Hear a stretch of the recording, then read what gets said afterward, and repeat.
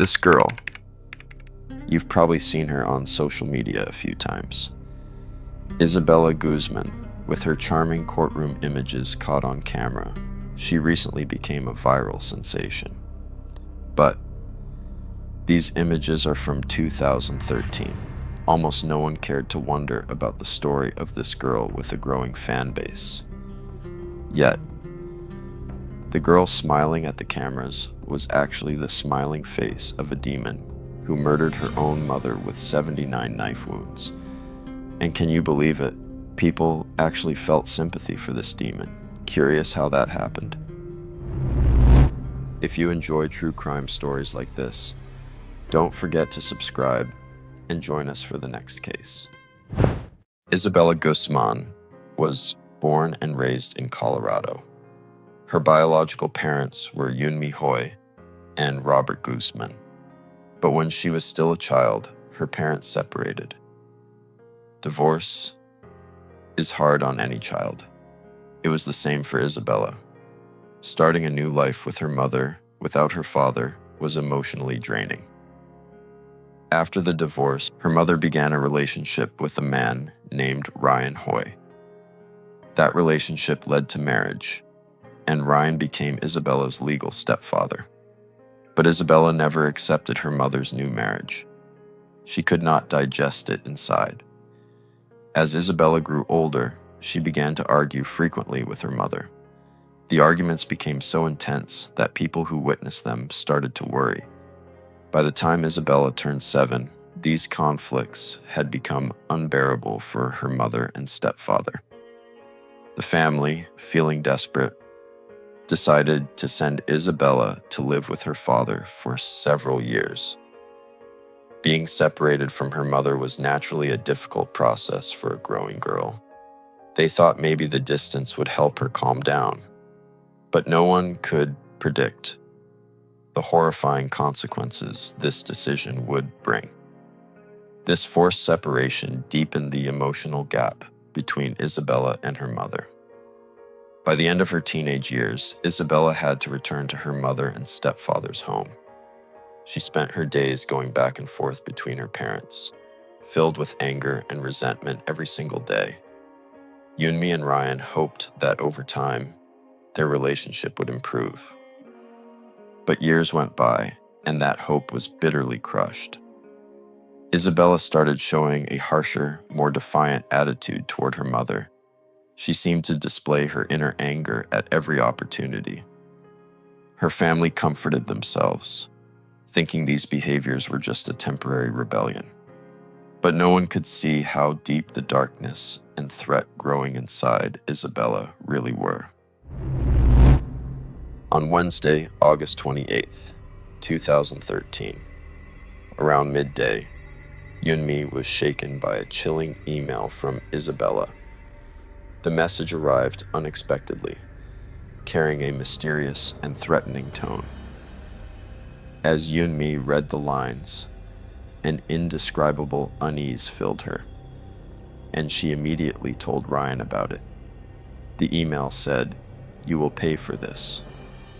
For Ryan, who had witnessed years of verbal conflicts, such cruelty was impossible to comprehend. Isabella's harsh and threatening attitude toward her mother seemed neither logical nor acceptable. Yunmi knew the verbal and psychological pressure from her daughter wasn't normal, but she never imagined it could turn into real danger one day. Still, the more she read the email, the stronger her unease grew, combining with years of built-up fears. Finally, Yunmi made a firm decision. No matter what, she had to protect herself and Ryan. She picked up the phone and dialed emergency services. She explained to the officer that her daughter's behavior was seriously worrying them, and that they might even need protection. Authorities quickly arrived at the Hoy residence. They spoke briefly with Yunmi, who explained in detail the worries she had and the ongoing tension with Isabella. To better understand the situation, the officers decided to speak directly with Isabella. The conversation was mostly one-sided. The officers told Isabella she needed to show respect to her mother and stepfather and explain the harmful impact that threatening words could have on people.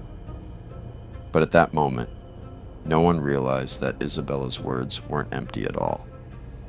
The police ended the conversation with a clear warning. As long as she lived in that house, if she continued with her disrespectful behavior, her mother could remove her from the home. Far from being intimidated, Isabella felt the years of anger she had bottled up grow even stronger after the scolding. After the officers left, Yunmi took an unusual step. As she left for work, she called her ex-husband and told him what had happened that day. Robert promised he would speak with their daughter himself. He knew Isabella's relationship with her mother was turbulent, but he had no idea things had reached such a dangerous point. Soon after, Robert came to the house to see Isabella. He later described that afternoon like this: "We sat in the backyard. We looked at the trees and animals around us. I talked to her about the respect children should show their parents. I told her she needed to be obedient, not rebellious, that she should try to listen to her parents. Everything seemed fine, but clearly it had no effect, because just a few hours later, it happened." The "it" Robert referred to was the horrifying crime Isabella committed inside their home only 3 hours later. That night, around 9:30 p.m., Yunmi returned home from work and found her husband, Ryan, eating dinner downstairs. She was exhausted from the day and just wanted to go upstairs to shower. As she climbed the stairs, she noticed Isabella's bedroom door was closed and most likely locked from the inside. For a brief moment, the silence felt comforting. After such a long, emotional day, she headed into the bathroom and began preparing for a shower. As the water started running, Ryan, still sitting downstairs, suddenly noticed strange noises coming from upstairs. At first, it was just a muffled thumping sound. Then, piercing screams echoed throughout the house. Terrified, Ryan heard his wife desperately crying out his name, her voice breaking into incomprehensible moans for help. He immediately rushed upstairs. As he reached the bathroom, the sound of running water mixed with Yunmi's panic made it hard to process what was happening. He tried to force the door open, but it was being pushed back from the inside with an incredible strength. Each time he tried, the door opened just a crack, until, for a split second, he saw Isabella's face. Her eyes were lifeless, her expression completely blank. With one last shove, she slammed the door shut. Ryan stood just on the other side of the door, trying to comprehend the horror unfolding only a few feet away. Then he saw it, blood beginning to seep out from under the doorframe and onto the floor. Panicking, he ran downstairs, grabbed his cell phone from the couch, and dialed 911. He told the dispatcher that his stepdaughter was attacking his wife. While on the phone, Ryan rushed back upstairs and tried the door again. This time, he heard Yunmi's faint, almost fading voice whisper one final word: Jehovah. Moments later, the bathroom door swung open. Standing before him was Isabella Guzman, holding a knife, with blood pooling at her feet. Without saying a word, Isabella walked past him in silence. She didn't look at her victim. She didn't say a single word to her stepfather. She simply went down the stairs and headed straight for the front door. She was dressed only in a pink sports bra and turquoise shorts. Still not fully grasping what had happened, Ryan pushed his way into the bathroom. And there, his eyes met a nightmare. On the cold, blood-soaked linoleum floor, his wife Yunmi lay motionless. Her neck, her face, her chest, covered in deep slashes. Each strike had drained her life away. Even a baseball bat, wedged beneath her lower body, caught his eye. In that moment, Ryan felt like he had stepped into the middle of a horror movie. He just wanted it all to end. With the 911 dispatcher guiding him, Ryan tried to open his wife's airway. He pressed his hands to her chest, desperately attempting CPR. But as he looked into Yunmi's lifeless face, a part of him knew she was already gone. No effort could ever bring her back. When the police arrived at the Hoy residence, the horrific truth was confirmed. Yunmi had been stabbed 31 times in the face and 48 times in the neck. She died right there at the scene. Through tears, Ryan recounted the terror to the officers. An investigation began immediately, but the prime suspect was nowhere to be found. Isabella Guzman had vanished, at the very center of a storm of horror that destroyed lives in just a few hours. On the morning of August 29th, 2013, around 11:30 a.m., police received an anonymous 911 call. The report claimed that a body had been found inside a car parked on Sour Road. Detectives and K9 units were immediately dispatched to investigate.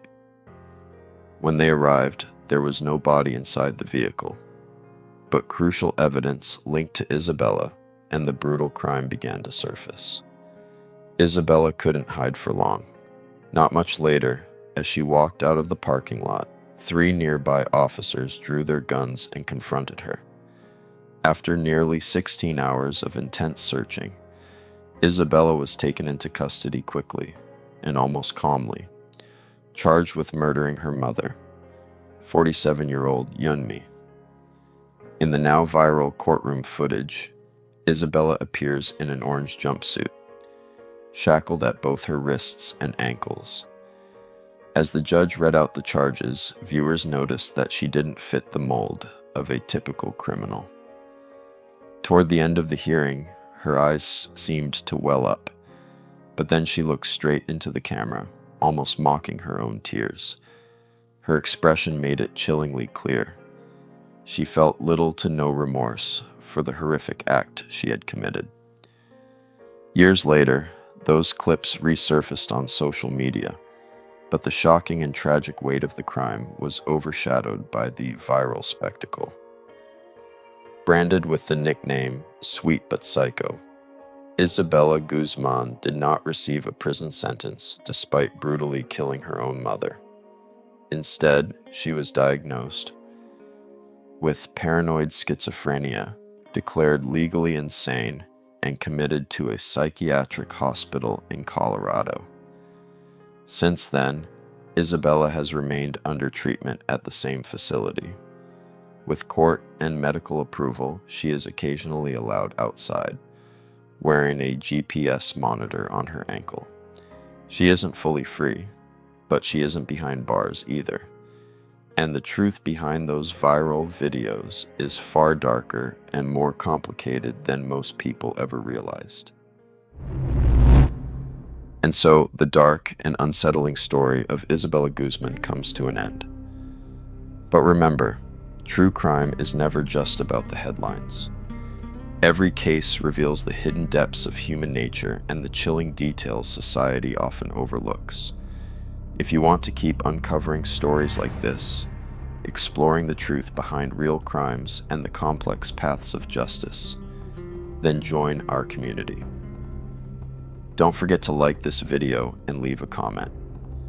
How dangerous do you think it is when social media turns criminals into viral celebrities? I'd love to hear your thoughts. Until next time, stay safe.